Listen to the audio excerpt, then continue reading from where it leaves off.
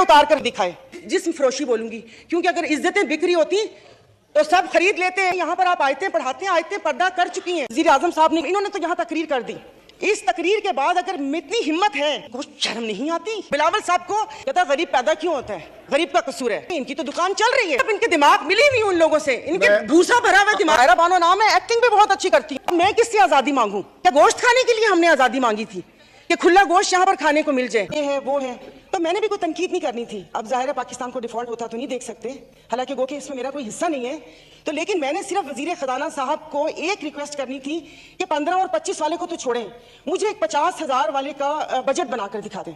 तो ये कौन सी बात है कि आप आए, आप जिस दुख तकलीफ और कर्ब से गुजरते ही नहीं है, उससे गुजरते ही नहीं है, और आप यहाँ पर आके भाषण देते हैं कि ये हमें मुश्किल फैसले करने पड़ेंगे। मुश्किल फैसले अपने लिए करें ना, अपने लिए क्यों नहीं करते?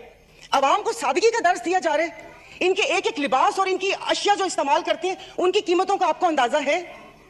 डेली एक फोटो शूट आता था, 15 लाख रुपए का कोट, 10 लाख का जूता, 15 लाख का स्कार्फ। ये एक पाकिस्तान जो डिफॉल्ट हो रहा है, वेंटिलेटर पर है, उसकी आवाम को ये मजाक, एक तस्वीर ट्विटर पर डेली शेयर होती थी।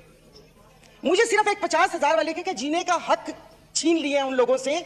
आप मुझे बताएं कि ये पेट्रोल के लिए यहीं पर ही थे। मेरी एक और आपसे रिक्वेस्ट है कि कोई ऐसा रूल है कि जो हुकूमत है वो यहीं बैठी रहे और अपोजिशन की वो बेंच हो जाए, क्योंकि मेरे ख्याल में इन बेंचेस में, इन चेयर्स में कोई प्रॉब्लम है कि यहाँ पर बैठने वाला बोलता है और वहां पर जाकर सुम्मुन बुकमुन उम्यून बन जाते हैं ये लोग, इनकी जुबान नहीं चलती।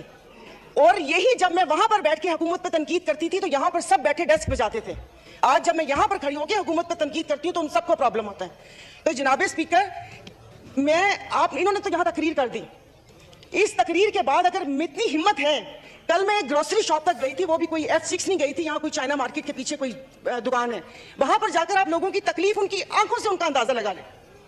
मुझे यहाँ पर कल ये करंट डेफिसिट और खुदा जाने क्या क्या बता रहे थे। मैं या आप अपने हल्के में जाकर किसी गरीब आवाम को क्या इनको करंट डेफिसिट बताएंगे कि हमारी अय्याशियों से तुम लोग इस साल तक पहुंचे हो, अब तुम ही लोगों को बर्दाश्त करना पड़ेगा, ये कुर्बानी तुम लोगों को देनी पड़ेगी। लेकिन फिर मैंने सोचा कि कुर्बानी तो हलाल जानवर की जायज है, मीन हम हलाल हैं, जिनकी कुर्बानी नहीं है उनकी कुर्बानी जायज नहीं है। अब आप देख लेंगे कि यहां पर उठते ही जो बोला था, मैं आज इस फोरम पे अपनी पार्टी की तरफ से, मुस्लिम लीग फंक्शनल और सदर पीर पगारा और सदरुद्दीन शाह की तरफ से, मैं आप बिलावल साहब को मैं दावत देती हूं कि आप सिंध से महंगाई मार्च शुरू करें, हम आपके साथ हैं।